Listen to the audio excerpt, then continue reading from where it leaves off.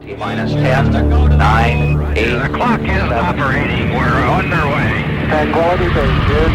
Endeavor, go at throttle.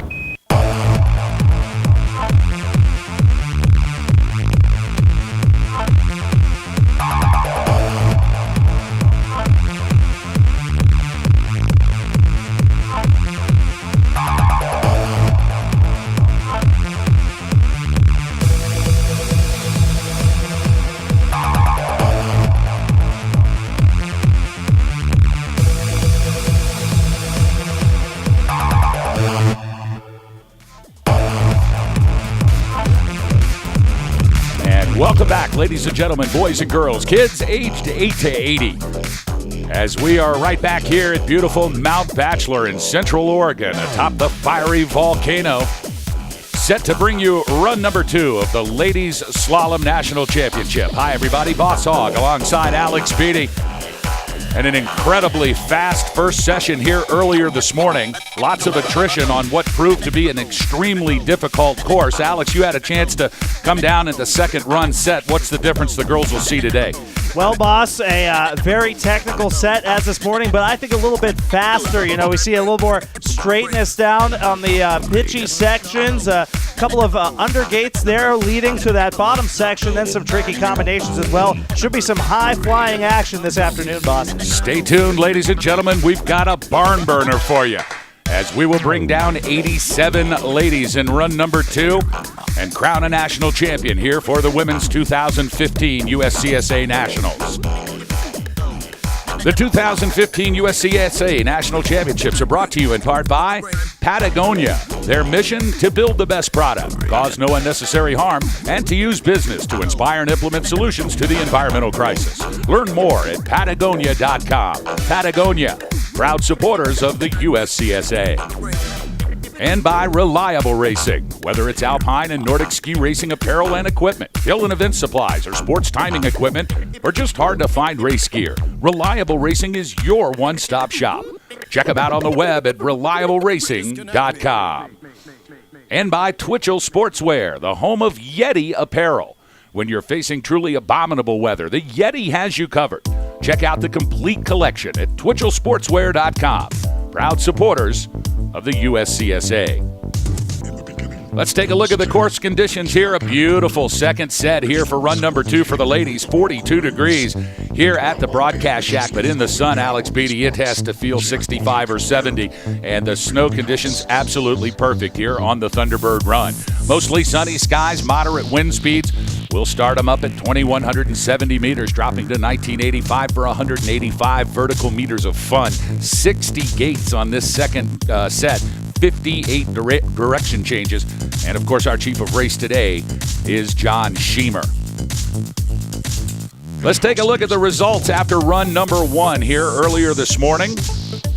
Frida Svedberg, again from Rocky Mountain College, the one to beat with a blistering fast 51.05, but right behind her on her tail from the College of Idaho, the yoke from Caldwell, Caroline Sandin Gustafson with a 51.27, less than 0.2 of a second behind. Then at Sierra Nevada College's Francesca Cortolo in third, Frederica Helm from Rocky Mountain in fourth. In the 5th slot, St. Olaf's Gabby Ginshev. Then it's Sydney Stolte, flying high out of Colorado Springs in the Air Force Academy. In 7th, Tatum Alkier from Babson. And then the Sierra Nevada Party.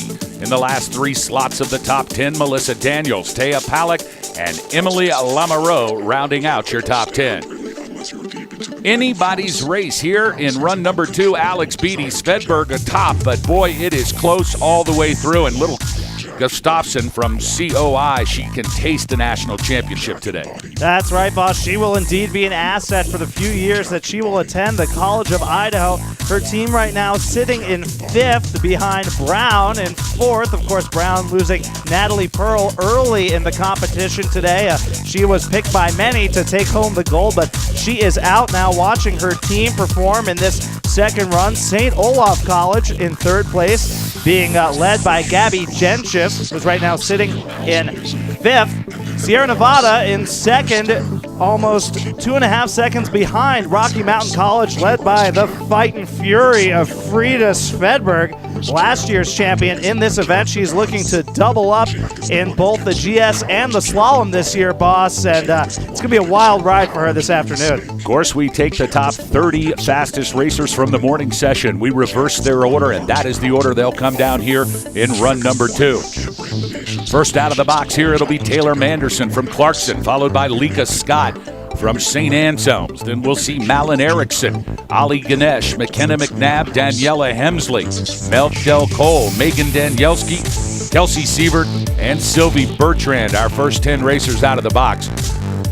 You almost think here on the Thunderbird Trail, Alex, it is an advantage to go first. A wonderfully prepared course, but of course, as it gets skied by 97 racers on real sharp edges in a slalom course, the course is bound to deteriorate. Of course, that's no one's fault except God, who makes it to where when you ski on snow, it actually starts to deteriorate. Now, it doesn't matter how well you prepare the course, and of course, they've done a wonderful job here at Mount Bachelor, giving us absolutely fantastic tracks, but it does get torn up as you bring 100 ski racers down it, doesn't it? Well, you know, that's right, boss. And as a ski racer myself, I've, of course, skied in that final position many, many times in the second run. And, you know, it can get a little bit icy and tricky out there as some of that snow gets skied off by the athletes going before you. But, you know, conditions here at Mount Bachelor are just so superb that maybe you'll see a couple ruts developing in the course. But overall, you know, these athletes just really taking advantage of these spring skiing conditions. You can see them really thriving out there, boss. Of course, just wanted to make sure everyone understood what happens to snow when 100 people ski down it. Certainly will develop ruts, and hopefully here the first 30 racers will have an advantage as the course will be certainly cleaner during the first part of the second run. Frida Svedberg, the defending national champion in the GS, went back and two-peated, won 2 days ago here on this same run, threw down a lightning fast run here earlier this morning. 51.05, certainly the fastest time we've seen all day. But right behind her from the College of Idaho, it is Caroline Gustafson, Francesco Catolo from Sierra Nevada College at a 52.63. So a big distance between numbers 1 and 2 who are bunched together, and then the rest of the pack. But anything can happen, as you know, here in ladies slalom. That's right, boss. I talked to USCSA President Andy Rangan during the break. He told me that if Frida Svedberg wins the contest today, they'll be renaming the Western Conference the Svedberg Conference in honor of her victory. Well, should be an exciting race to see, boss. Indeed. Always great to see these kids skiing fast, and Frida Svedberg showed us the real deal back in the ladies GS. So sit back, relax, folks. A barn burner here in run number 2 as we're just minutes away from crowning the 2015 USCSA National Champion. Looks like we have our 4 runners now on course. Oh, I thought we might have 4 runner. Yes, indeed we do. Of course, always an honor to be selected as a 4-runner here in the national championships. And it's not just a glory run. It's a run that really provides information as they radio course conditions back to the top, so any last-minute adjustments that coaches or ski preparers need to make can be made in time. That's right, boss. They used to select me as a 4-runner back during my race days, but they found that I left too much blood and tears on the course. It created some icy conditions, and they didn't really want that, so they just stopped asking me. Kind of hurt a little bit. Oh, Alex. Hurt your feelings? Yeah, I was crushed, boss. As we get ready to go here, we've got our first 4-runner down and completed into the finish corral. Looks like we might have a couple of more.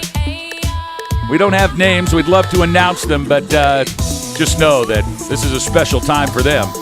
Many of these younger kids that are not in college yet, but soon to be. And maybe one day they won't be a 4-runner. Instead, they'll be a competitor here at the National Championships, and who knows? Quite possibly could be a national champion themselves.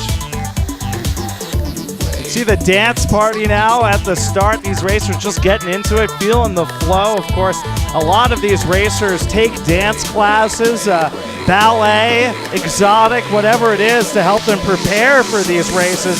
really get them in front. You see these forerunners. We're starting to see which parts of the course will be tricky areas, and there's one right there, boss. You know, just when the forerunners think it's an easy course, then all of a sudden that last head wall comes up on it pretty quick. Just a couple of minutes away, Taylor Manderson to fire things off from Clarkson.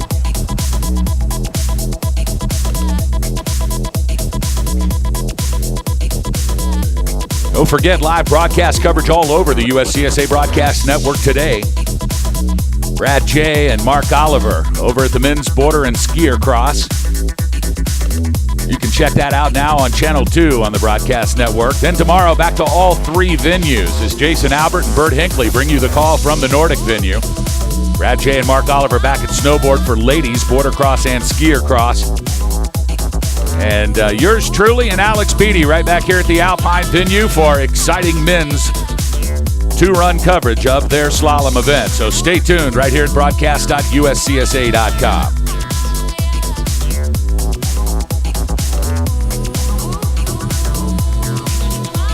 See Mount Bachelor packed to the brim. Everyone out here just enjoying the beautiful conditions. The best snowing in the West. Of course, Mount Bachelor known for their avalanche dog program. You know, they call dog man's best friend, but what do they call a dog that comes to rescue you from an avalanche with a barrel of whiskey around its neck? I don't know if they have a name for that, but here at Mount Bachelor, they train those dogs, get them fed, and you can support that program. Just head to the top of the lift above this Thunderbird Trail, talk to the Ski Patrol, and they'll get you set up with an Avalanche Dog t-shirt.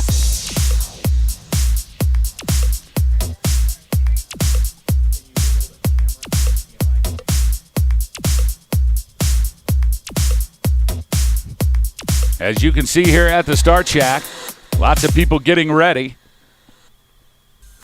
And Taylor Manderson, number 56, now on course. Here she comes. Manderson skiing for Clarkson. She was 30th fastest after the first session with a 58.23 and first out of the box.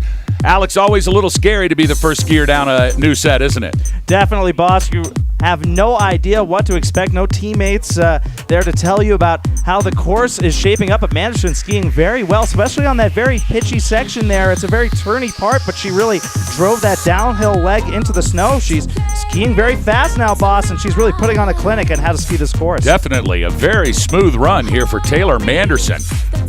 You know, sometimes that fresh snow, that fresh set, that's what they look for. And Manderson is negotiating these gates beautifully as she makes her way now through the chicane, down into the lower third. Now 5 gates to go. Here's Taylor Manderson and punching the stripe with a time of 53.79. That's a 1:52.02 combined time. She's atop your leaderboard. Now up top from St. Anselm's College, wearing bib number 7, it's Lika Scott. Lika Scott used to skiing the blue ice up in the Northeast at Sugarloaf, USA. Now Scott making her way through the chicane. Now into the final 10 gates comes Lika Scott. Now into the flush is Scott, the freshman from Falmouth, Maine. Check that. Skiing well for St. Anselm's all season. 12th place in slalom at regionals, and she's been a powerhouse for this St. Anselm team. Great run for Lika Scott. Currently on your leaderboard at the top position with a 1:51.09. Now on course from Rocky Mountain College, it's Malin Erickson. Wearing bib number 91. Erickson, 28th fastest after the morning session with a 57.58. And now Malin Erickson. Oh, and some trouble there for Erickson. She has skied off the course. She had some trouble in that hairpin turn. Looks like she could not correctly navigate those turns. That is the end, I think, maybe for Malin Erickson. We'll have to get that to you shortly, but she may have skied out there, boss. Getting our bottom camera reset right now here, so we'll stick to the high camera. Next on course, it's Ali Ganesh from Brown University. Ganesh in bib number 59. She awaits a run number 2 from the start shack. But 2 good runs from Taylor Manderson from Clarkson and Lika Scott from St. Anselm's. Brown skiing well today, boss. They lost their top racer, Natalie Pearl. It's been the story of the week. She went out early in the slalom competition, but all of Brown's other racers in the flip. We'll see them all in that top 30. And now here is Ali Ganesh of Brown making her way down the mountain. Ganesh wearing bib 59, 57.54 in the morning session for Ganesh here in the steep section. And Ganesh seems to manage those gates very well. Ganesh skiing right on the fronts of her skis, using the tips to initiate the turns, letting the legs do most of the work. A real good run here from Ali Ganesh. Well, boss, you can see the way she's tracking through the snow here. Very quick on her feet. Almost a little bit late there through that hairpin, but now she's skiing very well in the bottom section. But oh, she blows out there. That's a tough break back in the course, but that little mistake there is going to cost her some time.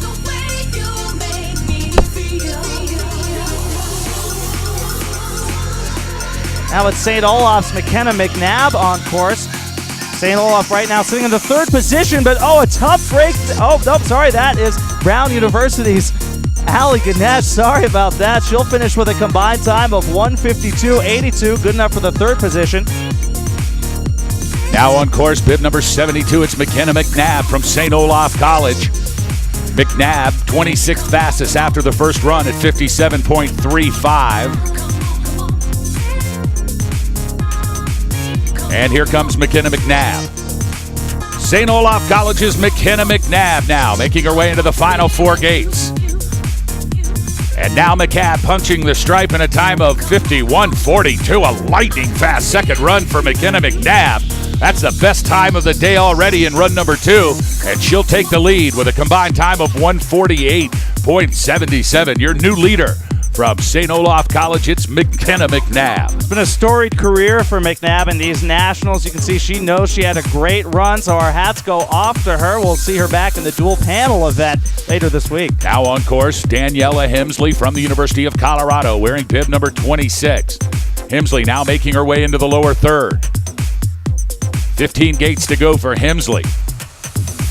She'll be followed by Lafayette College's Meg Del Cole, but now it's Daniela Hemsley. And Hemsley making her way into the finish corral, punching the stripe with a combined time of 1:49.94. That's good enough for second place. So your top 5 from Brown, it's Ali Ganesh.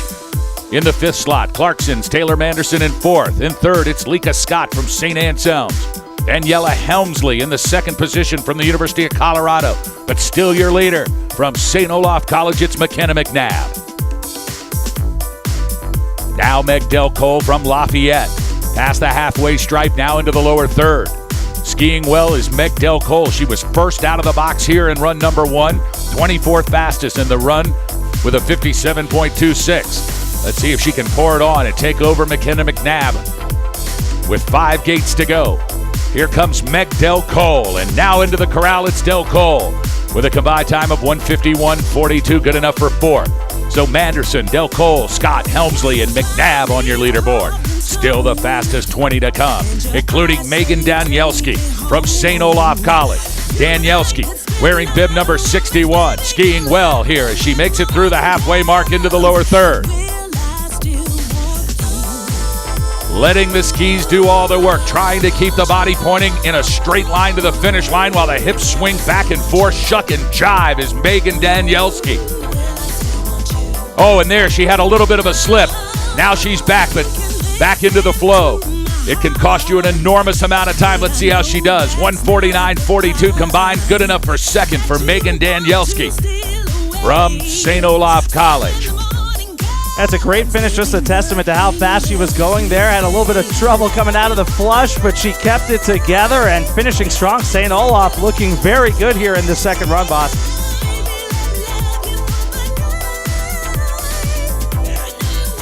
We'll see Kelsey Siebert, Sylvie Bertrand, Lauren Stobierski, Morgan Duffy, Kenzie Dignas, Erica Engstrand, and Brenna Murray all ready to come in run number 2.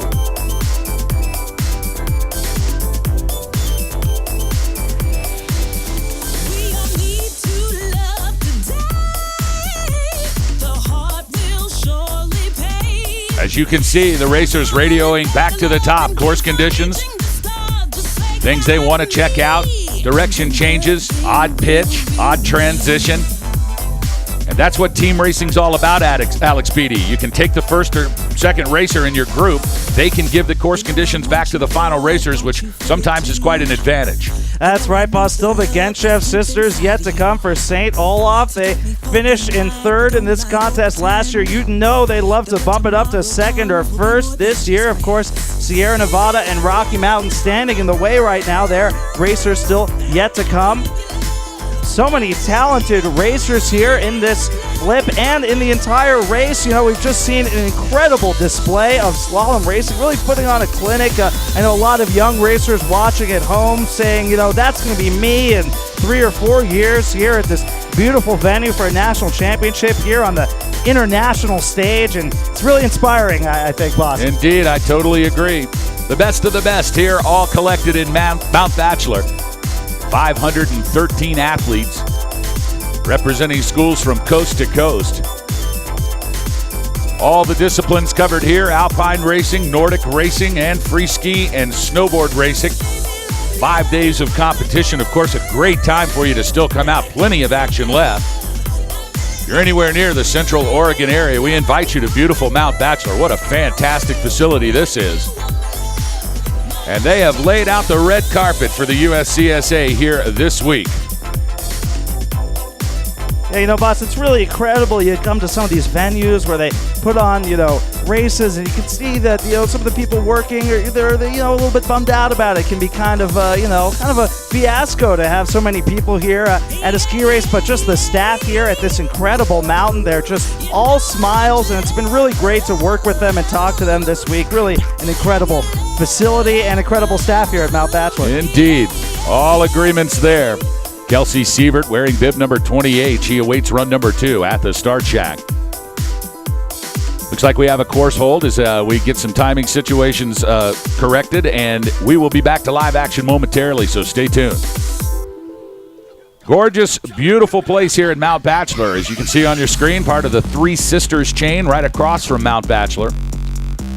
Looks like Brad J. was asking if they could ski that as we pulled in this morning. I think that's the site of the dual panel event, boss. I'm not sure you're right about that. Back to live action here. Wearing bib number 28 from the University of Minnesota Twin Cities. It's Kelsey Sievert on course. Now Sievert making her way through the center section of this twisty, turny women's run number 2. And Sievert navigating well, driving right through. Good flow here for Kelsey Sievert from the University of Minnesota Twin Cities. Al Sievert through the chicane, a little late there on that gate. She'll have to pull it back together. She does. Really on edge here for Kelsey Sievert. She makes her way into the final 10 gates. Kelsey Sievert now skiing very fast here at the bottom of the course. Kelsey Sievert, 21st fastest after the morning session with a 57.07 as Sievert punches the line with a time of 1:51.96, good enough for 6th place. So Kelsey Sievert successful here in 2 runs of the women's slalom. Back to live action, Brown University's Sylvie Bertrand with bib number 95. She was 21st fastest after the morning session, 57.07. She wants to pour it on and move McKenna McNabb down a notch. McNabb's still your leader, but still the fastest 20 to come. Sylvie Bertrand from Brown University now. Tough break for Natalie Pearl from Brown earlier this morning in run number 1. Had difficulty, did not complete run number 1, so no second run for Pearl. But Sylvie Bertrand, her teammate, has had a heck of a run. 1:48.72. That's the fastest combined time of the day, and that puts Miss Sylvie Bertrand from Brown University on the podium in the first slot. So it's Bertrand, McNabb, Danielski, Helmsley, and Scott rounding out your top 5. Now it is Lauren Stobierski, also from Brown University, wearing bib number 81, 56.89 in the morning session. Good enough for 20th fastest. You see that problem section about 8 gates above the flush there. A lot of racers getting late there, but Lauren Stobieski handling it well, back on course and skiing very fast, boss. Indeed, now punching the stripe with a combined time of 1:49.68, good enough for 4th place. So 2 Brown competitors in the top 5 right now. Still Sylvie Bertrand, your leader. But Morgan Duffy, wearing bib number 10 from the University of Washington, now on course. Morgan Duffy knows how to ski Mount Vitzler. She has been here before. That's right, boss. Skiing well, tracking now into the bottom section. You can just see her rhythm. If you're out there watching, you can hear those gates hitting the snow at perfect time like a metronome is Morgan Duffy. Look, she handles this difficult, pitchy section well, and now she's in and out of the flush successfully. Looks like she'll make it down in one piece, boss. Morgan Duffy from the University of Washington, 2 gates to go. Now driving to the line and across in 53.77 for a combined time of 150.33, good enough for 6th. Still Sylvie Bertrand from Brown, your leader. But now on course, it's Kinsey Dignas from Cornell University. Wearing bib number 16, 18th fastest after the morning run. 56.56, she'll add to that. Kinsey Dignas, the Big Red from Cornell University. Well represented here at the Women's National Championship Slalom event. Had to scrape some speed there as she moved through the transition, Alex Beatty. You can see that is a difficult part right there as they go from steep to flat to steep again. That's right, scraping a little bit of snow there off the course. You can tell she's not fully carving for some of those turns, but now very, very good form here, boss. You can see a great rhythm from Kinsey Dignas. She'll cross with a good time. Indeed she does. 151.47 combined for Cornell University's Kinsey Dignas. Now back to live action in bib number 46 from the University of Wisconsin in Madison. It's Erica Angstrad. Angstrad, 17th fastest after run number 1 with a 56.52. She'll need to pour it on because Sylvie Bertrand has thrown down a lightning fast second run here. Erica Angstrad now making her way through into the lower thirds. 15 gates to go for Angstrad. She'll be followed by her teammate from Madison, Brenna Murray. She awaits run number 2 from the start shack. And now here in the final gate and across the stripe, it is Erica Angstrad with a 149.76, good enough for 5th. So it's Angstrad, Stobierski, Danielski, McNabb, and Bertrand, your top 5. Still the fastest 16 racers to come, including the University of Wisconsin at Madison's Brenna Murray. She'll be followed by Amanda Engelhardt from Brown. Like Murray had a little bit of trouble there in the steeps, almost totally lost control, but didn't have to scrape too much speed, so she's still skiing fast now into this hairpin turn. She handles it well, brutal there. You know, you're skiing so fast in such a turny part, and there you see just the exhaustion. It just took over, and she skied out. Had to slow down a lot there, boss. That's a tough break for Brenna Murray. She had a good run going. She had collected herself after difficulty halfway up the hill, and then disaster again, having to scrape most of the speed, but still a successful national championship for Brenna Murray from the University of Wisconsin in Madison. She will have a final time, post and final results, and congratulations to Murray. A job well done. Back to live action now. Brown University's Amanda Engelhardt. Engelhardt, 15th fastest in run number 1 with a 56.31. Wearing bib number 29, the Brown University Amanda Engelhardt. Engelhardt now through the chicane into the lower third. 15 gates to go. She'll need to drive to the finish line to overtake Bertrand. Sylvie Bertrand, the time to beat. Here comes Amanda Engelhardt. 4 gates to go for Engelhardt. And across the stripe with a 148.08, good enough for the lead. Amanda Engelhardt from Brown University, your new leader here in run number 2 of the women's slalom. Well, boss, Brown's got to be feeling pretty good right now. They got all 4 of their racers down in this second run, 3 of them sitting in the top 5. Now from the University of British Columbia on course, it's bib number 21, Sandra Gerlich. Gerlich skiing well now, fast. Here she crosses the intermediate split shack line. Into the bottom half comes Sandra Gerlich. Gerlich was 14th fastest in the morning with a 56.11. Always a competitive team from the University of British Columbia, led years ago by Mike Bisnair. It's great to see their program develop. Here comes Sandra Gerlich. 3 gates to go. It's British Columbia's Sandra Gerlich across the stripe in a 149.12. Good enough for 4th slot. So it's Danielski, Gerlich, McNabb, Bertrand, but Amanda Engelhardt from Brown, your new leader, and 2 Brownies atop the leaderboard, Alex Beatty. That's right, boss. They'd love to be in that top position right now. Took home 4th place last year in this contest. You know they want to improve on that, boss. Now from Clarkson University's Kara Vanherwaard, 13th fastest in the morning with 55.66. She had some trouble on the top half of the course, but now back into flow. Driving to the finish line with 10 gates to go, it's Kara Vanherwaard from Clarkson University. Look just how quick she was in that flush, boss. Just back and forth. Incredible precision there from Vanherwaard. Indeed, the time should say it too as she crosses the stripe in 149.75. She did make up time from 12th position to 7th position, but it wasn't enough. A tough top half of the run for Kara. Now back to live action from Rocky Mountain College. Wearing bib 64, it's Susan Bex. Bex with a 54.98 in the first run this morning. Good enough for 12th slot. Bex will really have to pour it on as Amanda Engelhardt from Brown has laid down the time to beat. Rocky Mountain College's Susan Bex now on course. 8 gates to go. Check that. 10 gates to go for Bex. It is Rocky Mountain College's Susan Bex now. Driving towards the finish line, 4 gates to go, trying to carry as much speed as she can, and punching the finish line, it's Bex. With a combined time of 146.18, your new leader. It's Susan Bex from Rocky Mountain College, able to displace Engelhardt into the 2nd slot. Now high atop the podium from Rocky Mountain College, it is Susan Bex. Still the fastest 11 to come, including Alexandra Genchev, wearing bib number 43 from St. Olaf College. 54.95 in the morning session, good enough for 11th place.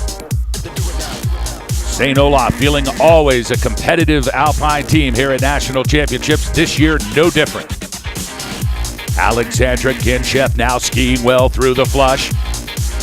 Now into the final gates comes Alexandra Genchev. St. Olaf College's superstar, Alexandra Genchev, into the corral with a 146.36. Good enough for 2nd place.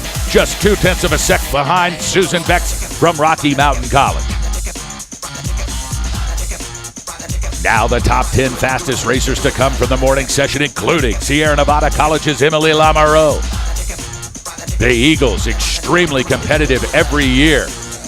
Coached by Coach Bronco Zagar. Here's Emily Lamoureux wearing bib number 60. First run time of 54.58. It was 10th fastest. She'll need to pour it on here in the lower third. Navigates the flush well. Now the final 8 gates for Emily Lamoureux from Sierra Nevada College. And here she is into the finish line, and your new leader, Emily Lamoureux from Sierra Nevada College with a combined time of 145.41. She looked fast, Alex Beatty, and the time shows it. That's right, boss. You just saw the way she handled even those last few gates. Just incredible on her toes, back and forth. The rhythm was just fantastic to watch. Now her teammate from Sierra Nevada, it's Taya Palak wearing bib number 90.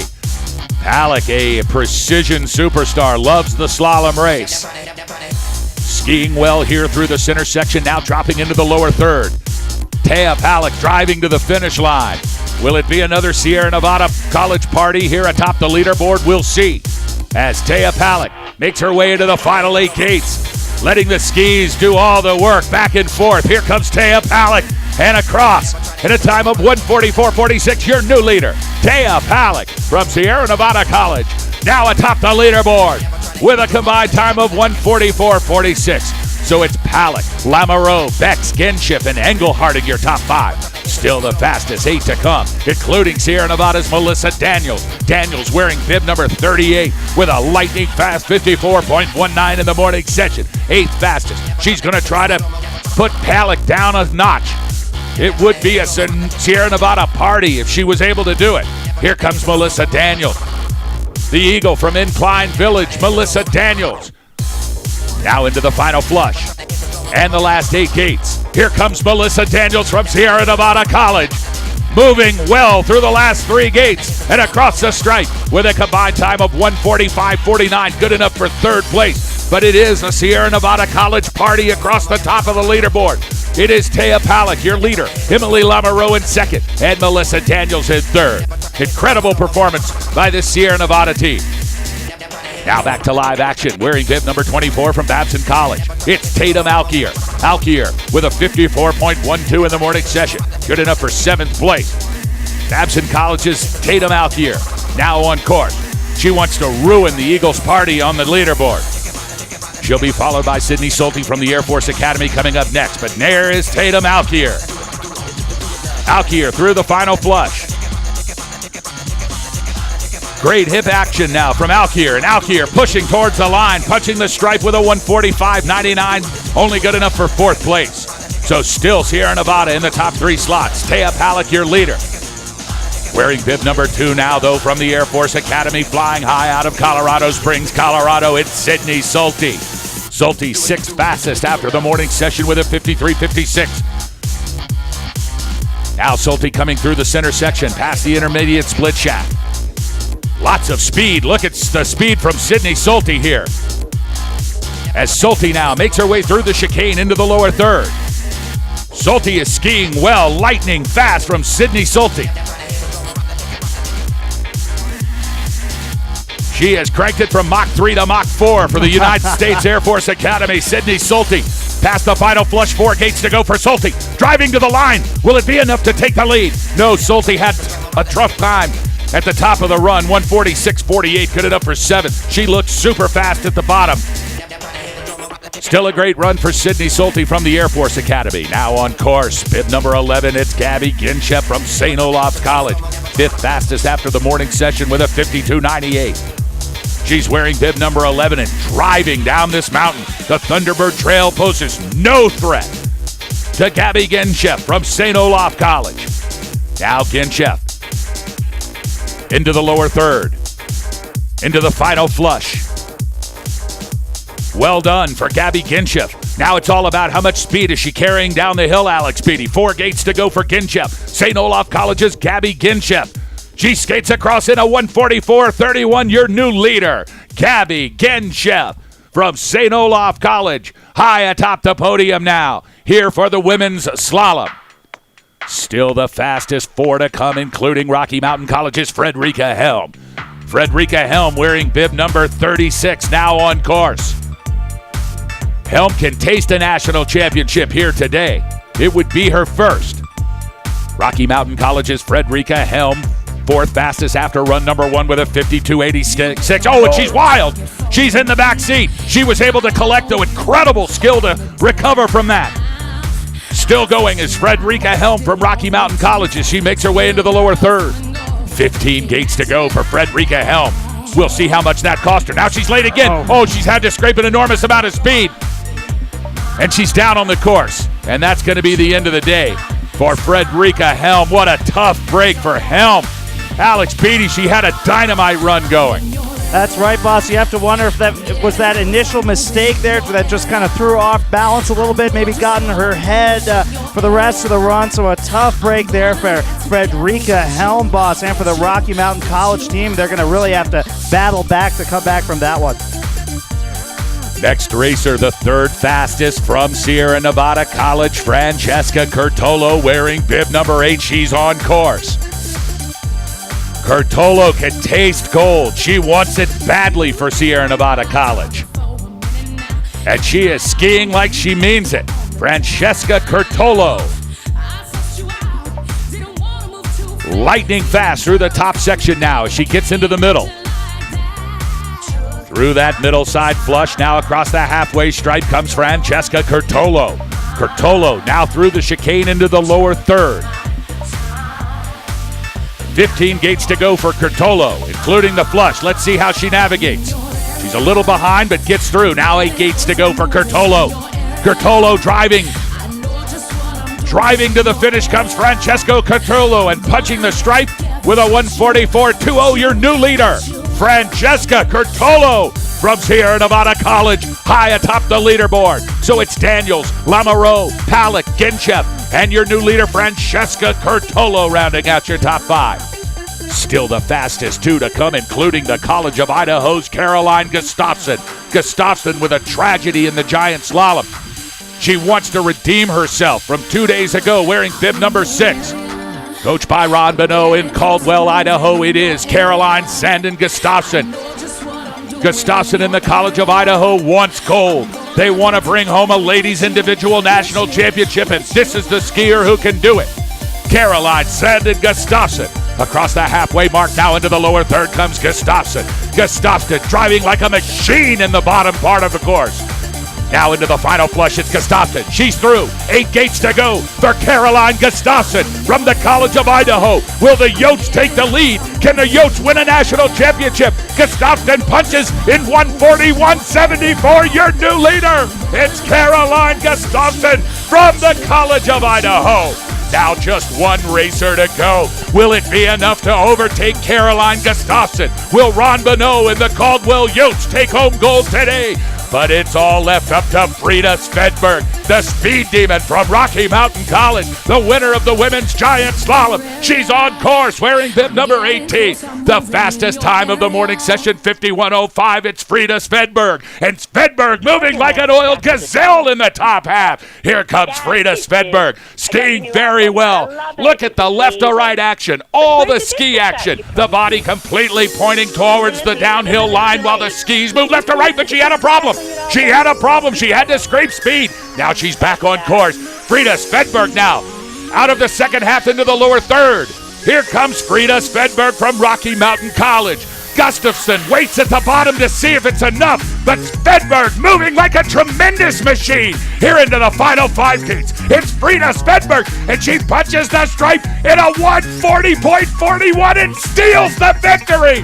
Frida Svedberg, the national champion in the women's slalom. An incredible second run, 49.36, almost a second and a half faster than any ski racer in run number 2. Alex Beatty, I've never seen anything like that. I mean, boss, it almost isn't fair at this point. Frida Svedberg, your champion at slalom and giant slalom for the second year in a row. Just an incredible performance, historic from this battling bear from Billings, Montana. Frida Svedberg, just can't say enough about her. Unbelievable performance by Frida Svedberg. Caroline Gustafson had a dynamite second run. She was looking solid atop the leaderboard, but Svedberg pulled something out of some other planet and came down like something we've never seen before. Unbelievable performance by Frida Svedberg and certainly Alex Beatty. We could be seeing one of the finest skiers in USCSA history here today. Well, absolutely, boss. Of course, now all she needs to do is win that crucial dual panel slalom on Saturday, and we can make her a legend. They'll deify her, the god of the USCSA, Frida Svedberg. Just a machine, boss. An incredible performance all week. What a special day for Frida Svedberg. And I think that her mother is here all the way from overseas, has come to this competition at Mount Bachelor, and she must be so happy. In fact, that might be her right there. You can always tell a mom's kiss.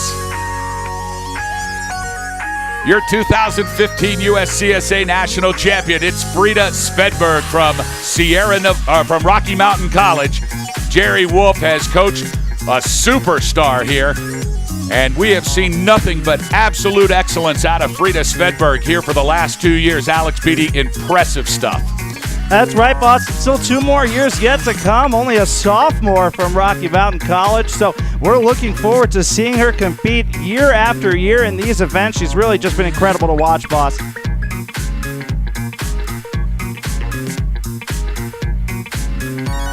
Still the rest of the pack to come down here in run number 2. But an incredibly exciting finish here from the top 30 racers. And the day belonging once again to Rocky Mountain College's Frida Svedberg. As you can see, all of the competitors coming over to congratulate Svedberg. It's so wonderful to see the camaraderie of these kids here at the bottom of the hill. Doesn't matter what team, doesn't matter where they're from. There is a lot of love here in the finish corral of this second run. That's right, boss. Always a party there in the finish corral. You see everyone rocking out, just excited. Everyone happy to have completed their runs well. Just some phenomenal skiing. We've seen, of course, many racers still yet to come. But it looks like Frida Svedberg taking home the gold for Rocky Mountain College yet again. Indeed, our top 5 unofficial. It's Taya Palick from Sierra Nevada College in the 5th slot. St. Olaf's Gabby Genchev in the 4th position. Francesca Curtolo threw down a heck of a second run as well in the 3rd slot. Then it's Caroline Sandin Gustafson from the College of Idaho. She could taste gold for just a short period of time, though, finishing in the runner-up position, and your champion from Rocky Mountain College, Frida Svedberg. Congratulations to Rocky Mountain and to Miss Frida Svedberg, who will take home gold here from Mount Bachelor today. Now back to live action from Castleton College. It's Simona Krokolo on course. Krokolo is now moving down the course, skiing very well as she gets out of the second half. Yeah, now she's into that bottom section there. Through some combinations, skiing well here into this very turny part of the course. Now she's into the flush where those fast feet are really necessary. Then kind of a straightforward section here, back and forth. You can really showcase your abilities. Kind of a hero section there. And Krokolo crosses the finish line with a combined time of 1:54.14, good enough for 29th position. Good run for Simona Krokolo from Castleton State College. Now on course, it's Mallory Kelly from Rocky Mountain College. She'll be followed by Clarkson's Elizabeth McCusker. That's Mallory Kelly, the sophomore from Red Lodge, Montana, skiing for Jerry Wolf's Battling Bears out of Billings. Now in that combination there, she skis the hairpin well. Flying fast down this course. Mallory Kelly now into the flush and into the final section. You can see the way that upper body, lower body, the way they separate there, those knees just kind of bouncing up and down, absorbing the course as she lets the skis do the work and crosses the finish line with a time of 1:53.81, good enough for 29th. Now it's Elizabeth McCusker of Clarkson. The Clarkson Knights. She's looking a little cavalier here as she makes her way down the course. Carving well across the intermediate split shack. Now she handles that undergate well, skiing kind of high up, taking a high line there. An aggressive, that's the most aggressive line to take. Now she's very inside here, back and forth across the course. A solid run from McCusker, boss. Here she comes into the final 8 gates. Elizabeth McCusker moving well as she picks up speed. She had a good bottom 3rd, Alex. And crossing the stripe in a 1:55.55. So a successful slalom 2-run setup for Elizabeth McCusker from Clarkson University. She will be happy with that final result. Now on course, bib number 27 from St. Bonaventure University. It's Gabby Slavny. Slavny's first run at 58.97, good enough for 34th position. So just outside of the flip was Slavny. Slavny, this sophomore, skiing for St. Bonaventure, originally from Pittsford, New York, skiing at her first collegiate nationals. You gotta imagine the nerves definitely acting up there, but she really handles it like a true professional now, skiing towards the finish line. She didn't even know she qualified for nationals. Had to do some calculations there. It just goes to show you that anything can happen in ski racing just when you don't expect it. You know, it's why it's always important to ski your hardest, and she absolutely did today. Gabby Slavny finishing with a time of 1:54.55. But some trouble now for Jessica Bishop of Hobart and William Smith. She is hiking a doozy of a hike here. Wow, and it is in a steep part of this slalom as well. Can barely get up, and look at that. And she gets through the gate. Now she's made the gate and back on course. The question is, can she get back into the rhythm? It is so difficult, as we said earlier on today. Here comes Jessica Bishop. You can see she's looking tired, boss, in the back seat there after a brutal hike. Just struggling to stay in the course, letting the skis kind of do the work and ride the course down the mountain. But you have to imagine she's exhausted, boss. That was a long hike for Jessica Bishop. But hats off to this young lady, as she has the fortitude and stamina and is back in it. She is going to finish this race. as Jessica Bishop through the final flush and into the last 8 gates from Hobart William Smith. And Jessica Bishop, after a 500 vertical meter hike, is able to get into the finish line successfully. That is guts right there, ladies and gentlemen. Jessica Bishop, she hiked a mile to finish this race, and she did indeed that. So congratulations to Jessica. Kelsey Dignas wearing bib number 12 from Syracuse University, now on course. Qualified 36 fastest after run number 1 with a 59.48. As she makes her way across the split shack line, now into the lower third, comes Kelsey Dignas. Syracuse well represented here at Nationals this year. Always nice to see the Orangemen in town. As Kelsey Dignas into the final flush, navigates successfully. Now 8 gates to go for Dignas. Dignas skiing well. Good hip swing, good edge, and a good finish for Kelsey Dignas from Syracuse University with a combined time of 1:57.07. Kind of a solemn slalom there for Kelsey Dignas. Her final collegiate slalom race. The senior, this is her 3rd national championships. Got her start at Sunday River 3 years ago where she really made a splash, so our hats off to her. A great career for Kelsey Dignas. Now Sally Anderson from the University of Wisconsin at Madison, making her way through the center section now into the lower third. And Anderson skiing well. Lots of good speed here as she comes through the chicane into the last flush. See how she handles the flush. Very good. Now 8 gates to go for Anderson. The University of Wisconsin at Madison, Sally Anderson, punching the stripe with a combined time of 1:57.38. Anderson, the freshman from Wisconsin-Madison, originally from Eagan, Minnesota, skiing for Dakota Ducks in this Wisconsin-Madison team, hoping to become a veterinarian someday. Now Gabriella Sword from the University of Minnesota, Twin Cities. She looked like she was almost skiing a giant slalom as she came into the picture frame. Sword now back into the rhythm, trying to stay forward. You know, boss, GS turns usually frowned upon in the slalom race. Not usually the most aggressive line, but Sorg now looking very aggressive in this course. Handling it well now. Got a little bit late there on that hairpin, but she's still in the course. Now let's see how she handles the flush. And she does it well, very quick on her feet. Gabriella Sorgi, the freshman from University of Minnesota, Twin Cities. Hoping to have a career in the agriculture industry. Grew up on a dairy farm out in Hastings, Minnesota. Now she's out here at beautiful Mount Bachelor skiing for Minnesota, and a great second run there for Sorgi. Now Mary Totten from the College of Idaho, wearing bib number 40. She was 39th fastest after the morning session with a 1:00.16.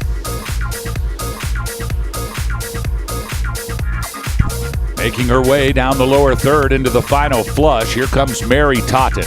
Mary Totten, the sophomore from the College of Idaho, grew up skiing at Bogus Basin near Boise, Idaho, majoring in dubstep, hoping to become an orthopedic surgeon one day. You see a lot of that for these athletes. They've all been through injuries. They know they want to help athletes who are broken, help them ski again. Mary Totten's one of them.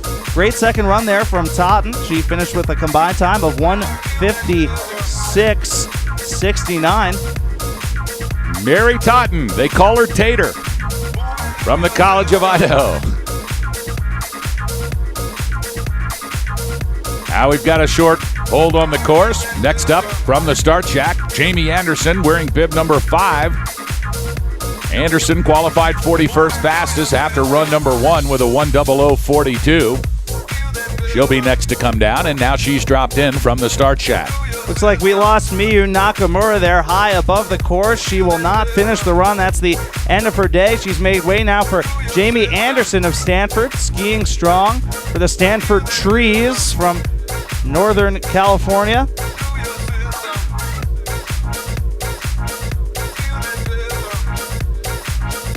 looking very good here, boss, in this section. See the way she really, but she has some trouble. Just as I said it, I jinxed it there. You did indeed. I jinxed it. My apologies to Jamie Anderson. She is off course. She's lost a key piece of equipment, that left ski, so that'll just about do it for her as she goes to retrieve that ski. So that's the end for Jamie Anderson. Tough break there for Stanford, boss.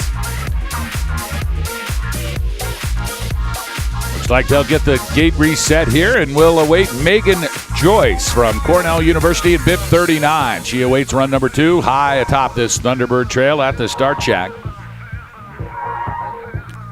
You can see some attrition now as we see just an ever so slight change in the course conditions, and even the tiniest change can cause trouble for some of these athletes. And they do their best to stay to get ahead of each turn, stay on their toes, but it can just be really rough sometimes for some of these brutal turns on the course. Very tough and tricky set. So some of these athletes going down. But that's ski racing, boss. That's why they come out here. No one said it was going to be easy, and if it were, we wouldn't be watching it. So, indeed. Incredible performances. Always tough at national championships. Usually the steepest and turniest pitches they'll see each and every year. And undoubtedly a tough run here on the Thunderbird Trail at Mount Bachelor this year for 2015 Nationals. As we talk to the racers at the award ceremonies, we do find out, though, it is deceivingly difficult. It doesn't look very steep. It doesn't feel very steep. It doesn't look very turny. But as soon as they set the gates, man, it all changes up there. Well, Boston, they make it look easy. I think that's a big part of it. And right now, Cornell's Megan Joyce is making it look easy, skiing well now in that very pitchy section of the course, keeping her body pointed downhill. Carving well for Cornell, the Big Red, of course, a powerhouse of the East. Skiing very fast now in this final section. Megan Joyce into some combinations there. She's carving well, boss. Joyce now past the halfway stripe, driving towards the lower third. And Joyce a little bit in the back seat. She'll have to collect, and she does, using good core strength. It's Megan Joyce from Cornell University. Now into the final flush. Here comes Megan Joyce. Joyce now flying through the final 8 gates, driving to the finish line. It's Megan Joyce. The Big Red, Cornell University's Megan Joyce now into the final gate, and across the stripe comes Joyce with a combined time of 2:00.25. So a good 2-run combination for Megan Joyce from Cornell University. Megan Joyce, of course, the junior majoring in beer pong for Cornell. A solid run there for her. Now it's Jill Murray from St. Anselm, the best-looking skier on the mountain, as she informed me today on the chairlift. She is skiing very well, wearing bib number 31. A blue and pink blur as she makes her way into the red and blue forest, a sea of plastic gates. Now into the flush and into the final section, carving like a champion. The veracity of a leopard now as she makes her way, ducks across the finish line. That's Jill Murray for St. Anselm, finishing with a combined time of 1:58.07. Now it's Daisy Shadlick of Berkeley on course. Bib number 23, Daisy Shadlick from the University of California at Berkeley. 44th fastest with a 1:00.84 after run number 1. She had a good top section. Now let's see if she can keep it together. She crosses the halfway stripe. She is moving well. Good rhythm for Daisy Shadlick. Daisy Shadlick, the freshman skiing for Cal Berkeley, was voted best hair on the team, and it's because she's rocking the Boss Hog dreads, I believe. Killing it with the incredible flow, and it's definitely showing here that great hair can make a great ski racer, and she's really skiing well now, very fast in the bottom section. She'll cross the finish line with a time of 1:59.60. Moving up a few slots is Daisy Shadlick from the University of California at Berkeley. Now back to live action. High atop the Thunderbird Trail, it is Castleton State College's Blair Hooper. Hooper in bib number 4. 45th fastest after run 1 this morning with a 1:00.90. Is Blair Hooper. And Hooper in the back seat got shot out of that left-hand turn. Now back on course. Amazing, Alex Beatty, to see the core strength these ladies have to where they get out of position, but then they just gut it up and use that core strength to pull it back together, and you don't have but a half a second to do it. Blair Hooper showing us the goods here in the final 3 gates. Here's Castleton State College's Blair Hooper. Across the stripe with a 155.67. So she moved from 45th to 33rd. A great second run for Blair Hooper. Now Hobart William Smith College's Christine Maloney.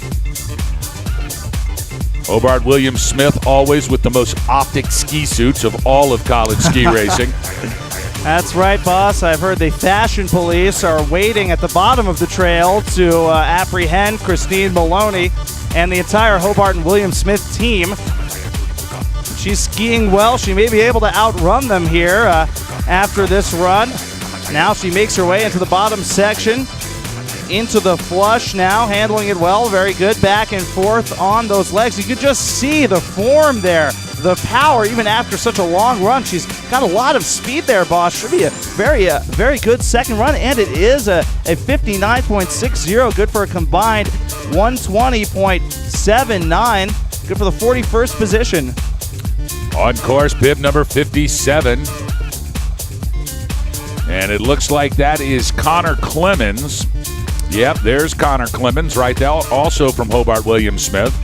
She struggled there on the steep section, but now back into the rhythm as she crosses the intermediate split line. Connor Clemens now through the chicane, dropping into the lower third of this course. 60 gates of fun for the ladies today, 58 direction changes. It has been a wild ride. As Connor Clemens from Hobart William Smith through the last flush into the final 6. And driving to the stripe, it's Clemens. The combined time of 2:01.06. Wearing bib number 103, she's next and on course from Clarkson University. Alex Beatty, of course, a secret crush on this racer, I think. Well, boss, with a name like Kelly Rowland, what can I even say? Of course, Kelly Rowland looking forward to an exciting solo career after one more year at Clarkson. Skiing well for the Clarkson Knights. Of course, all athletes after today, these lady racers looking forward to the dual panel event. Of course, training for the dual panel event starts immediately after the race today and continues well into the evening at the Boss Hog Productions compound. All the ladies will be making their way out there to get in some panel slalom training, and Kelly Rowland, I'm sure, will be one of them. Skiing well now is Destiny's Child herself, Kelly Rowland for Clarkson, the Knights. She will cross the finish line triumphantly with a combined time of 158.77. A great run for Kelly Rowland. Indeed it was. Now back to live action, high atop the trail. Allery Lever from St. Anselm's College wearing bib number 69. She was 49th fastest after run number 1 with a 1:01.59. She'll be followed by Devin Salison from Penn State University, the Nittany Lion, awaiting her second run from the start shack. Meanwhile, here in the lower third in the final flush comes Allery Lever. Now Lever setting up for the flush. Oh, and she squeezed through there just barely. 8 gates to go now for Lever. And she's late. Oh, she's late. She's down now. Oh, it's so tough for Allery Lever. She's 3 gates from the bottom. She can hike up there and get that red gate. She'll be able to finish the race and post a score. Let's see if we can get her up there. Let's get her up there, ladies and gentlemen. Let her hike and hit the gate. Allery Lever's going to get a final time here. Yes, indeed. There she goes. Here comes Allery Lever. Lever driving in the last 2 gates and across the stripe from St. Anselm's College. It's Allery Lever. A great run. Real determination right there from Allery Lever. She'll finish triumphantly, the sophomore for St. Anselm from Auburn, Maine. A great first Nationals performance for Allery Lever. You learn that fortitude when you're from Auburn, Maine, Alex, I promise. That's LA of the East, no doubt. Devin Salison now, the Penn State University Nittany Lion, crossing the stripe with a time of 2:01.82. And now high atop the course, it's Heather Durr from Penn State University. The Durr family, storied Nittany Lion ski racers.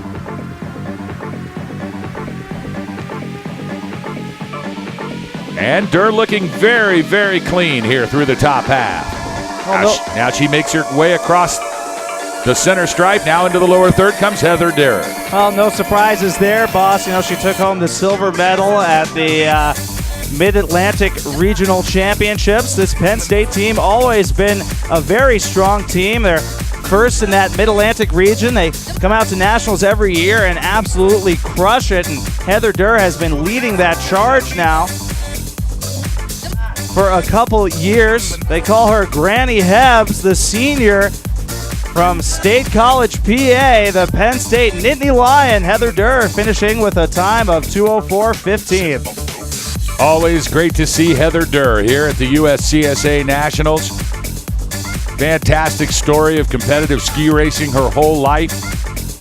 And a wonderful finish here in the ladies slalom. Mallory Slicker from Northern Michigan University now on course, wearing bib number 25.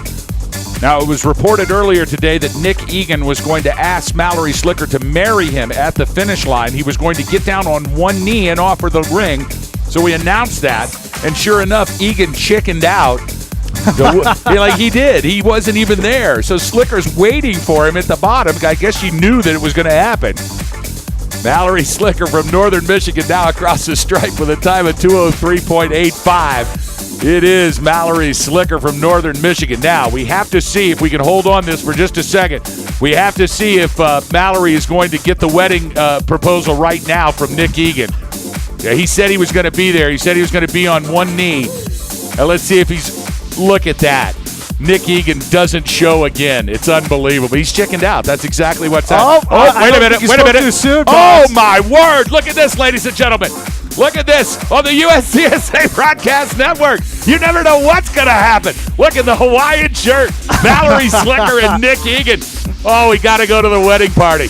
I hope we get an invitation over here. I think she might have said no. Oh, she said no? I think she said no. Oh, my word, she said no. Back to live ski racing action as Hannah Bowman from the University of Minnesota in Twin Cities came through with a 2:01.80.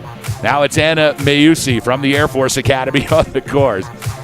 Great fun here in run number 2 at Mount Bachelor. Hope you're enjoying our broadcast on the USCSA Broadcast Network. Boss Hogg alongside Alex Beatty bringing you the coverage from the box. U.S. Air Force Academy's Anna Mayusi now on course. Mayusi carrying good speed through the center section now. She drops into the lower third. Driving well, a little bit late there, but now she's skiing very aggressively in this bottom section. See how she just reacts to each turn very well. Great awareness and quickness. Of course, she's a future pilot, so you'd have to expect that she'd have great anticipation and focus. Is Anna Mayusi, who crosses the finish line with a time of 2:02.50 for bib number 45. Great run for Anna Mayusi. Now it's Jocelyn Worley from Syracuse University on course, wearing a lucky number 77 as the bib. She was 55th fastest after run number 1 with a 1:03.35. She'll try to improve upon that here in run number 2. She'll be followed by Stanford's Allison Lindsay. I talked to Jocelyn Worley before the race today. She told me she's actually broken a bone ski racing every year. Could you believe it? You wouldn't believe it. Seeing her ski today, just making such quick recoveries, and that's a testament to these athletes, how athletic they are, is that they can get an injury, a break, a tear, or something like that, and come back so fast to ski very well every year. And Jocelyn Worley here at her first collegiate nationals, skiing very well. She'll finish with a time of 2:02.79. Now Allison Lindsay from Stanford University on course, wearing bib number 41. She'll be followed by the University of Washington's Madison McInnes. Lindsay now through the center section into the lower third.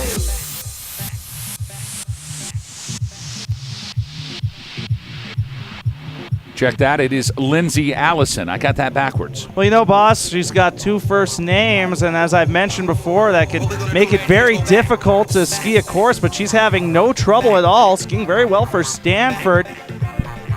My apologies to the Allison family. Their beautiful daughter, Lindsay, now punching the stripe with a time of 2:04.08.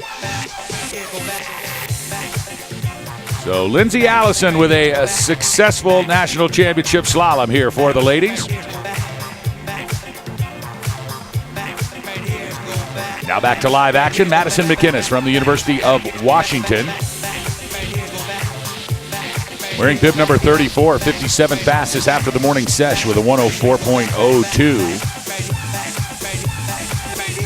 And dropping into the lower third, it's Madison McInnes. Washington well represented here at the 2015 Nationals, Alex Beatty. Good to see their school here and doing very well. That's right, boss. McInnes, this is her second Nationals. She's minoring in minors and looking to do a post-grad master's in body shots now. She crosses the finish line. Madison McInnes, bib number 34, finishing with a time of 2:06.60. Her final collegiate slalom race. You have to see the excitement on her face, boss, just to be out here giving it her all. It's great to watch these athletes. Lafayette College's Olivia Erdman now on course. Sporting bib number 35, 58th fastest with a 1:04.12. Now late as she came off the head wall. Looks like she's recovered. And now Erdman moving into the lower third. As Erdman approaches the final flush.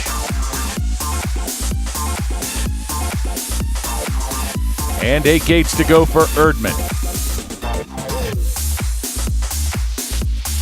Here's Olivia Erdman from Lafayette College into the finish corral safely with a combined time of 2:04.58. Erdman, the sophomore from Lafayette, majoring in cornhole and ski racing. She skied very well for Lafayette this week. A strong college coming out of Pennsylvania. Oh, and some trouble there for Megan Shenton of Hobart and William Smith. Disaster there. She's now penguin sliding down the course. She's back. What a recovery. Full recovery now. She's back on her skis, but has just fallen too far down the course. She won't be able to hike back up there, so that'll be the end of her day, boss. It's a tough break for Megan Shenton from Hobart William Smith.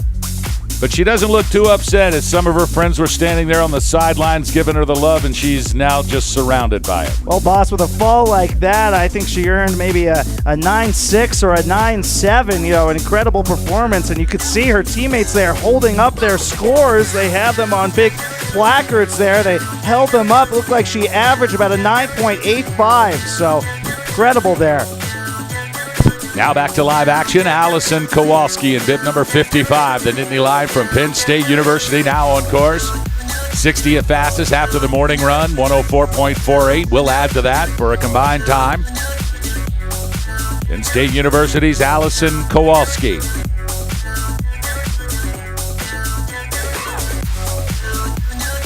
Yes, Kowalski, the senior from Wayne, New Jersey, grew up skiing at the terrifying and dangerous-sounding Hidden Valley Resort in New Jersey.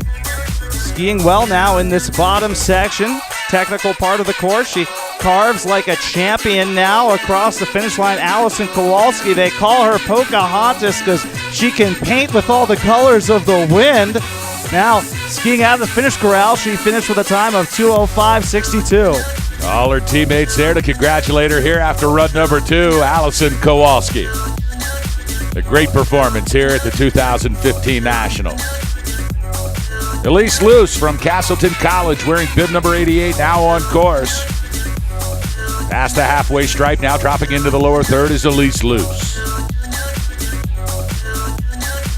Castleton, of course, has been skiing very well at these national championships, and training for next year's nationals begins right after this race. These athletes go up. They have set a course. Castleton has set a course on one of these other trails here. They begin training immediately and then go well into the night tonight and every day, hence, of course, the rigorous training schedule always at Castleton State College. And it pays off for Elise Luce, who finishes with a time of 2:06.21. And she had a real strong bottom half of that race course, Alex Beatty. Elise Luce with a Real clean last 10 gates.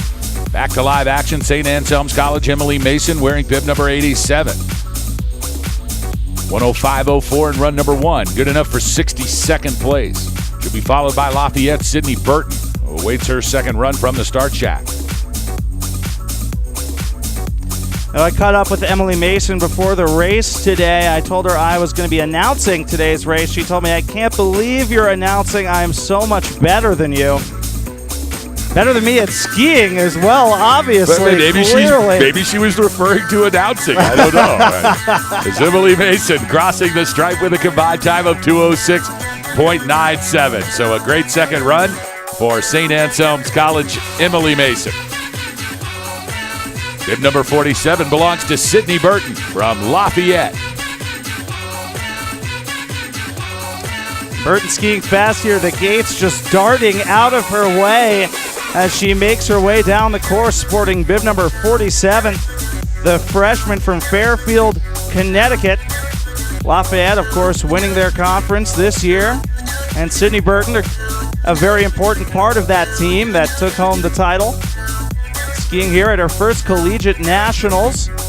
Wants to thank her parents, Diane and Mark Burton. They're here, so she's dedicating her run to them. Of course, sporting the bright orange necky so they can spot her at distance. Sydney Burton crossing the finish line with a time of 2:08.03.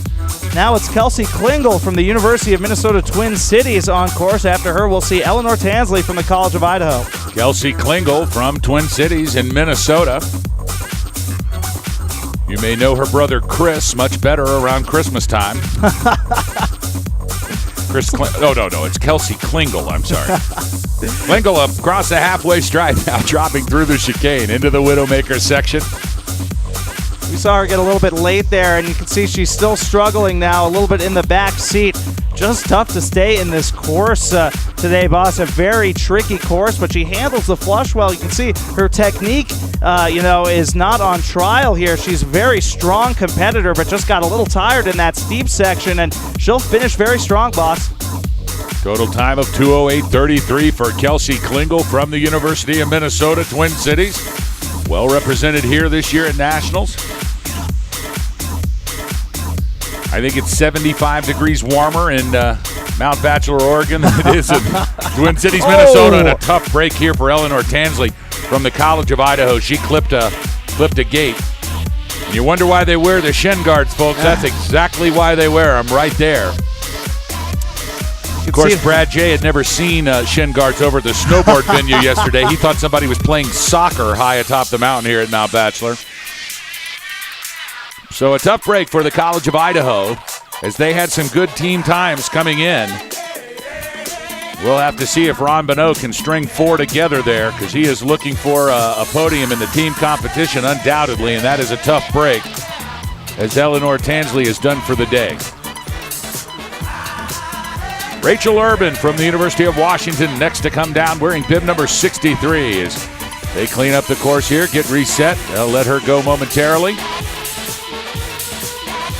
Alex, a pretty clean second run here for the ladies. Only 6 finishers, or non-finishers, I should say, we have seen here in run number 2. So everybody kind of keeping it together. Well, boss, sometimes the story with that is that, we eliminate some of the racers that ski a little more recklessly in the first run and get some of the more conservative or consistent skiers that finish both runs. And hopefully Rachel Urban will be one of those skiers. I caught up with her on the chairlift before the run today. She told me she has the fastest shotgun time of any racer from UW. I can only assume she meant shooting clay pigeons there in Washington. But a tremendous athlete, no doubt, both in skiing and shooting, competing, of course, in the USCSA biathlon event later this week. Urban now skiing well into the bottom section of the course. She'll make her way shortly into the flush. Let's see how she handles it. She does it well. Now into this bottom section, cross-blocking like a champion. The gates moving out of the way to allow her to pass Rachel Urban from the University of Washington, the shotgun champion, crossing the stripe with a time of 2:10.33. Now from Syracuse University, wearing bib number 102, it's Jessica McNeil, the Orangeman. 67th fastest after the morning session with a 105.69. We'll add to that for a combined score. Now McNeil, after successful navigation of the halfway spot into the final flush. Here comes McNeil. Good job through the flush. Now 8 gates to go. Syracuse University's Jessica McNeil into the final part of the course and punching the stripe with a combined time of 2:06.84. So success for Syracuse University's Jessica McNeil. Now Caitlin Sullivan from the United States Air Force Academy. Wearing bib number 50, 68th fastest in the morning run with a 105.75. Now crossing the halfway stripe, dropping through the chicane. Yesterday we called that the Widowmaker section during the men's GS because it was a killer. That's right, boss. A very brutal delayed turn there. Cost a lot of racers their runs, but so many talented athletes kept it together and made it to the finish corral, and Caitlin Sullivan is going to do that right now, skiing for the Air Force Academy, the junior from Bryn Mawr, Pennsylvania. Her mom, Sarah, is here in the crowd watching her ski. Bib number 50, Caitlin Sullivan, crossing the finish line with a time of 2:11.32. Good stuff from the Air Force Academy here this year at Nationals. We will see them back each and every year as their programs continue to improve. Now on to Haley Quigg. Quigg from Hobart William Smith. Quigg fighting it here in the halfway mark, trying to get back into rhythm, and she does. Had to scrape a little speed to do that, but back on course is Haley Quigg, bib number 96. See the aggression, absolutely pure aggression on these turns as she makes her way now to the bottom section of the course. Quigg rocking the Hobart and William Smith GS suit. She looks like she's about to attend a Pretty Lights concert with the neon explosion on that speed suit. She'll cross the finish line, bib number 96, with a combined time of 2:09.72. And Isabel Ewan, it looks like Isabel Ewan has skied off course. A tough break for Isabel Ewan from the University of Wisconsin at Madison. And she lost a ski, so that's going to be the end of her day. You can't lose the equipment in the women's slalom. The ski comes off, the day's over. Although I think you can ski down on one ski, can't you? I believe you can cross the final gate with one ski and ski through the finish corral with either one ski or no skis, a little known bylaw in the USCSA rule book. It's happened before. We almost saw it this morning. A couple athletes having some trouble in the bottom few gates, but we'll hope nothing like that happens today. Could cause some timing difficulties for our timing wunderkind, Eric House Milbrandt, sitting at timing today. We'll see the athletes just rocking out, enjoying the sun here, and some phenomenal ski racing at beautiful Mount Bachelor, watching their teammates come down. Still over 20 athletes yet to come, and I know I'm excited to see some fireworks here, boss. Absolutely gorgeous facility here in Central Oregon, all part of the Fiery Cascade Range. Mount Bachelor, not actually a mountain, but a volcano, which is really interesting for the average recreational skier, as we look like we have a problem here for Elizabeth Durand from Cornell University in bib number 92. Durand had a good run going. She was 71st fastest after the morning session, but that's going to end her day, so a tough DNF for Elizabeth Durand from Cornell. Anyways, back to my discussion on the volcano here. Of course, it's not very steep at the top of this mountain. There are some sections that are steep, but it really is kind of a blue intermediate pitch, which is caused by the lava flow instead of by the normal formation of a mountain. And it is wonderful above tree line, big snowfield skiing at the top of Mountain Bachelor. I invite everyone to come to Central Oregon. You will be most impressed with this magical facility. Well, it's really incredible, boss. Not too many trees up at the top, but some beautiful black igneous rock here. And skiing like she is on fire right now is Georgia Toll. We've got Georgia on our minds, skiing for Stanford. Skiing well here, cross-blocking well into the bottom section. Now back and forth on this very turny, brutal slalom course. Stanford fielding a very strong team this year, boss. Georgia Toll now crossing the halfway stripe into the lower third as she makes her way outside of the chicane into the Widowmaker section. Here comes Georgia Toll. Georgia Toll now making her way into the final flush. And 8 gates to go for Toll. Stanford University's Georgia Toll, bib number 49, 107.92 in the morning session. And crossing the stripe with a combined time of 2:10.77. So moving up from 72nd to 61st, a good run for Georgia Toll. Well, that was absolutely peachy for Georgia Toll, the junior from Stanford, originally from Oregon. Now it's Alicia Gant of the University of Nevada, rocking the red, white, and blue GS suit. She's making her way down the course wearing bib number 13. Alicia Gant skiing for the University of Nevada at Reno. A resurgence at the UNR program. Nice to see them back in the Alpine game. Took a lot of passion from some ex-skiers and some coaches to get that program back together, but they are here and back again. It's glad to see the UNR Alpine skiers here at Nationals today. Alicia Gant with 4 gates to go from the University of Nevada at Reno, punching the stripe with a combined time of 2:15.95 is Alicia Gant. Now Taylor Santon, her teammate, also from UNR, wearing bib number 62, had a 1:11.16 in run number 1 earlier today. And she'll be followed by her teammate, Kendra Milhouse-Nixon. Taylor Santon, the junior, majoring in table tennis from the University of Nevada, Reno. She's looking forward to get back to school and study. I know the studying starts tonight for these racers. Very all important. They'll be going right to the books, I'm sure, after this race. Really gonna study hard. I'm sure they'll be going to sleep very early tonight and getting ready for the all-important dual panel event later in the week. That's Taylor Santon of the University of Nevada, Reno. She'll cross the finish line with a time of 2:19.25. Now it's Kendra Nixon, her teammate on course. The UNR train continues, boss. Making her way past the halfway stripe, dropping now through the chicane into the lower third.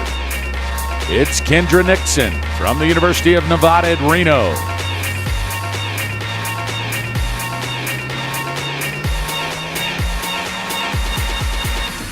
Now she handles the flush well, back and forth on each foot. Oh, a little bit of trouble there. She's got a wild ride going. A little in the back seat. You can see the course kind of directing her back on track. The most aggressive line. Now Kendra Nixon successfully crossing the finish line with a time of 2:20.72. Now it's Sydney Zeltz from the University of Washington on course. Zeltz skiing well in the top half of the course. Now making her way across the center stripe. Zeltz with good rhythm, letting the edges do the work, trying to keep the body pointed in the downhill line. You don't want to see a lot of motion in the upper half of the body. You want that to be still and straight downhill. Let the hips and legs do all the work. And as they get more and more tired, as they get lower and lower down the hill, you can see it's harder to achieve that. Sydney Zeltz still cross-blocking and punching well with 4 gates to go. Here comes Sydney Zeltz from the University of Washington and punching the stripe in at 2:18.78. So a successful slalom national championship for Sydney Zeltz from the University of Washington. Now Savannah McKeeman, also from Nevada, Reno, wearing bib number 44. McKeeman, the freshman from Reno, Nevada, the biggest little city in the world. a new addition to this University of Nevada team, skiing for Coach Ross Collins. He'll have her for a couple years at Nevada Reno, where he can mold her into an all-star ski racer. Not that she isn't already, of course, skiing very well here, handling this very tricky and turny slalom course that has been set for the afternoon. And she is looking good in the bottom section now as McKeeman crosses the finish line with a time of 2:22.36.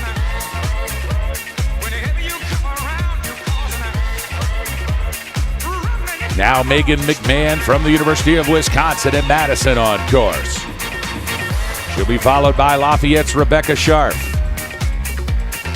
Megan McMahon now wide on that turn, really had to collect. Ooh, she is really late, and it's a wild ride for McMahon. Looks like she's had to slow down. She's back on course, but had to scrape all of the speed. She just got too fast through that transition to the lower third. Now into the final flush comes Megan McMahon. McMahon driving into the last eight skates. Oh, and she lost a ski. Oh, my Now goodness. lost both skis. And let's hope she's okay. That was a tough fall for Megan McMahon. But she is up. Megan McMahon is up and okay. She's going to walk and go get her equipment. And although she'll have a DNF, it was quite a show put on by the University of Wisconsin at Madison's Megan McMahon. That's right, boss. Megan McMahon has just informed me that she is having a yard sale now at the bottom of the course. She'll be selling all of her equipment at discounted prices. Come out and check it out here at the base of this Thunderbird race trail. Now Rebecca Sharp is looking to get down there as fast as possible to get a really great deal on some of Megan McMahon's equipment.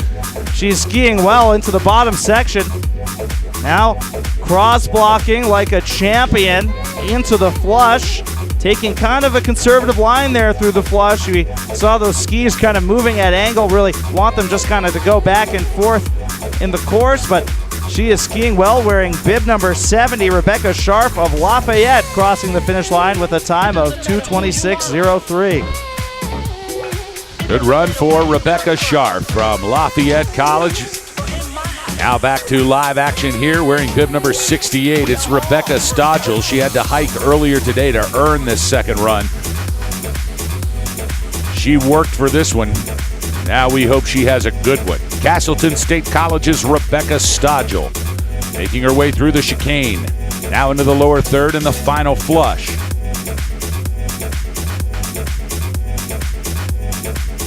Good job by Stodgel through the flush. 8 gates to go now as the legs start to burn. Rebecca Stodgel from Castleton State College now across the stripe with a combined time of 2:13.63. So great progress for Stodgel. She was 80th fastest after run number 1, moved all the way up to 63rd. So a good time. In fact, the 37th fastest second run of the day comes from Rebecca Stodgel. So there it is, Alex Beatty. That's why you hike in run number 1, so you can get run number 2 and make it up. Erin Anderson now on course from the University of Washington, wearing bib number 82. She had a 1:20.02 in the morning session. She'll be followed by Ashley Cooper from Duke. Erin Anderson now successfully navigating the top half across the center stripe, now into the chicane and down the Widowmaker section. Erin Anderson, the senior from University of Washington, originally from Margaritaville, Washington, skiing at her second collegiate nationals and skiing well here. Of course, she'd never been on a slalom course before 4 years ago, so a lot of progress, obviously, for Erin Anderson, the loudest burper in the Western Conference. And she'll cross the finish line with a time of 2:34.67. Now it's Ashley Cooper of Duke University having some trouble there, taking a very unconventional approach to that hairpin turn, but she's back on course. Incredible recovery, boss. The Dirty South well represented here at USCSA Nationals, Duke University. Always a fun trip to try to find snow in North Carolina. Sugar and Beach Mountain always delivering. They've got good snowmaking there, but it is a short season, Alex Beatty. Maybe 2 months, 2.5 months is all you get. So it's nice to see the Duke Blue Devils here at National Championships. Ashley Cooper with a good run here in run number 2. Combined time of 2:29.01. I talked to Ashley Cooper before the race today. She told me that Duke University finally got their luggage and their supply of grits and Sweet Baby Ray's barbecue sauce. It's been powering this team all week, and you can see her great second run there, just evidence of how crucial it was for this team's success. Well, you'll be sad to know that I had to order grits from Kroger when I moved to Utah because they don't sell grits there. So don't be making fun of my grits. Lafayette College's Kendall Sangster now making her way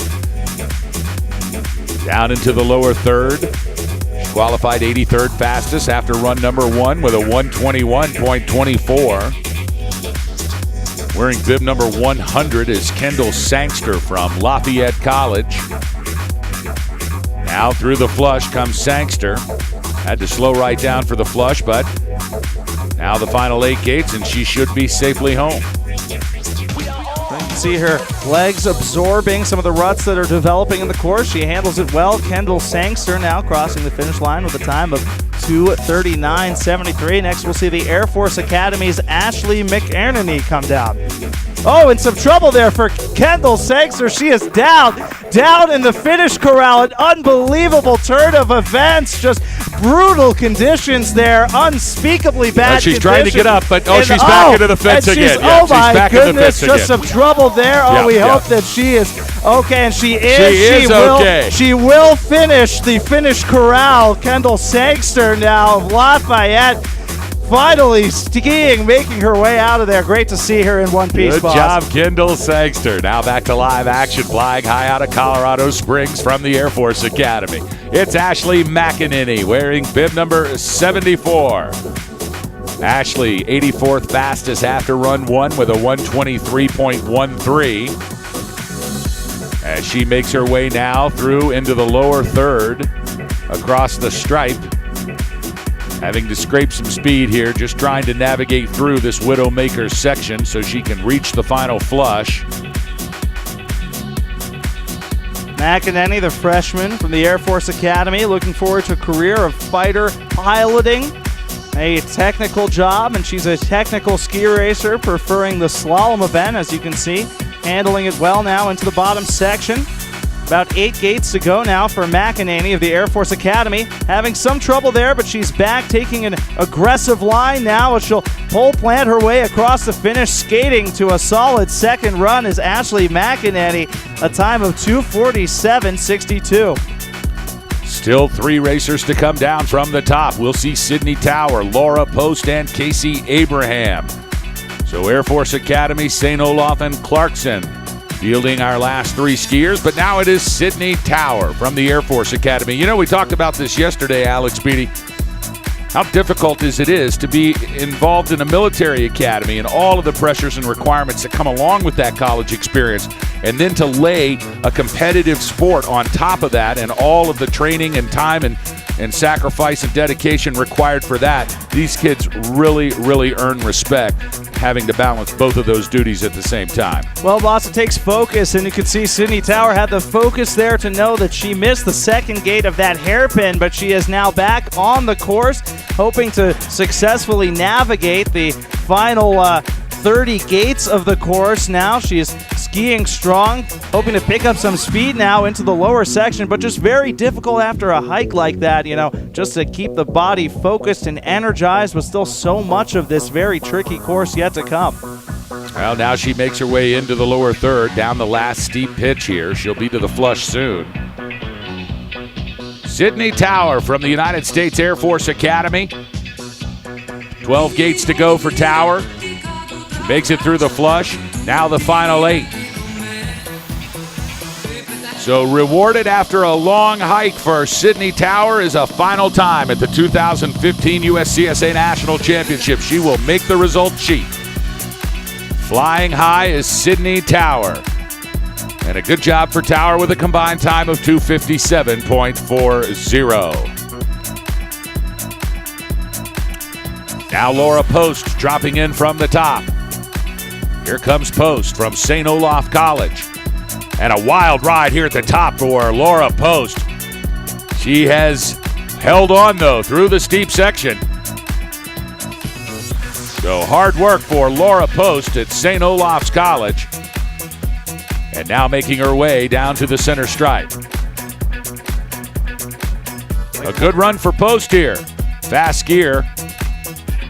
She had difficulty in run number 1, but was able to earn a second chance here this afternoon. Well, you know, boss, always more difficult to come down later in the afternoon, but Laura Post looks to be blasting from the back of the pack here, skiing very well now into the center section. Of course, St. Olaf fielding a very strong team. They've done very well today, definitely vying for a spot on the podium, and Post is hoping to be there with them as she will finish very strong here, boss. Indeed, an impressive second run for Laura Post out of the 86th position back to 37th position. It's 57.32 for her second run. Combined time of 2:22.31 for Laura Post from St. Olaf College.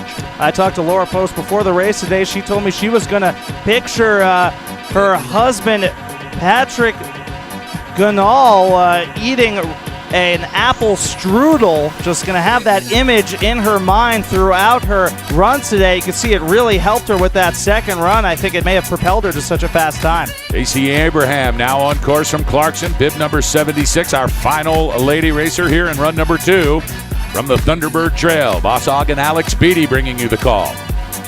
Casey Abraham, the sophomore, skiing for Skip Fox and these Clarkson Knights. Planning to study abroad in Australia next fall. Hopefully get some skiing in the land down under. Skiing very well here, boss. Solid second run for Abraham. Now 8 gates to go for Casey Abraham from Clarkson University. And across the stripe is our final racer of the day. Bib number 76, Casey Abraham, with a combined time of 2:31.70. And the Clarkson University team goes out to congratulate Casey Abraham. And that's what it's all about, Alex Beatty. That's right, boss. You know, when you come down last, it's great to see your team there out to congratulate you. A sneak attack and ambush there for Casey Abraham. She's on the ground as her teammates struggle to remove all of her equipment. They're going to take her skis and boots off and force her to walk barefoot down the mountain. A solid run there for Casey Abraham and a great day for the Clarkson Knights. What a day here at Mount Bachelor as we have had an incredible run number 2 for the women's slalom. Let's go over your top 5 now. Finishing in 5th position from Sierra Nevada College, it was Taya Palick in the 4th slot.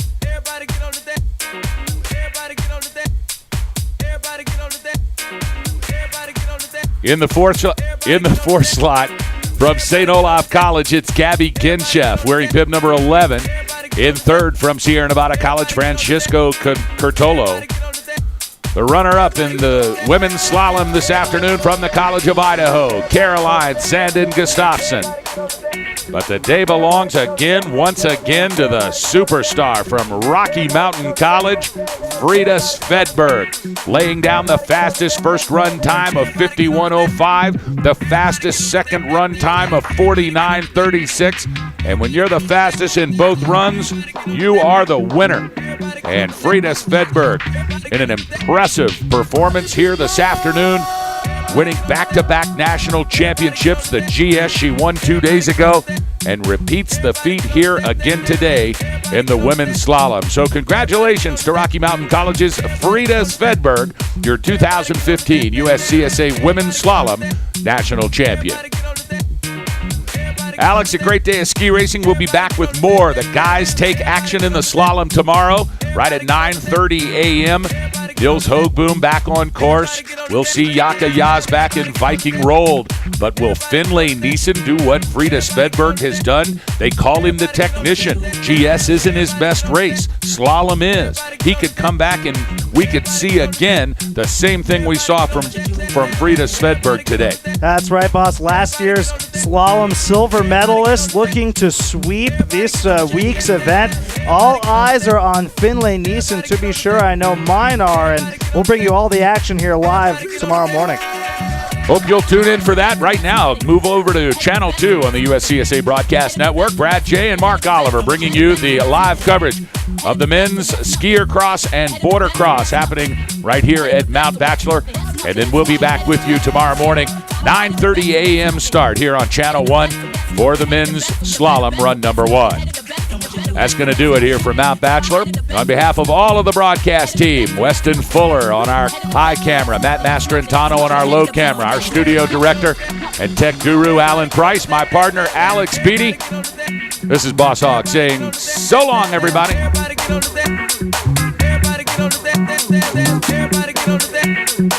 Everybody get on the dance floor.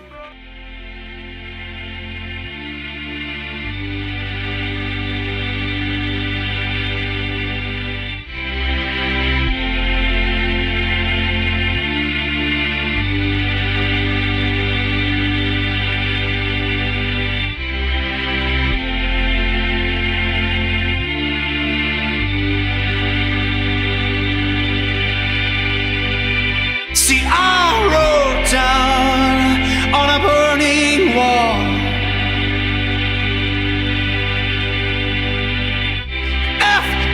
FALL is the people's call.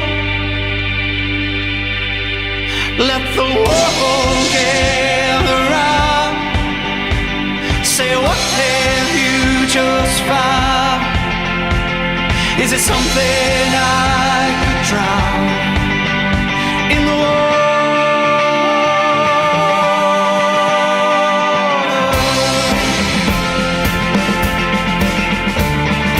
Why ask if you tell? Why ask if you tell? Why ask if you tell? Why ask if you tell? Grown child with a loaded gun. Said it's all good, 'cause I'm just having fun. I'm a perfect mocking cry with a twisting hammer smear. Is it something I could crack in the wall? But there's a fire raging all around you, and it burns a dark room. And I know this life won't last forever, but I stand and fight there.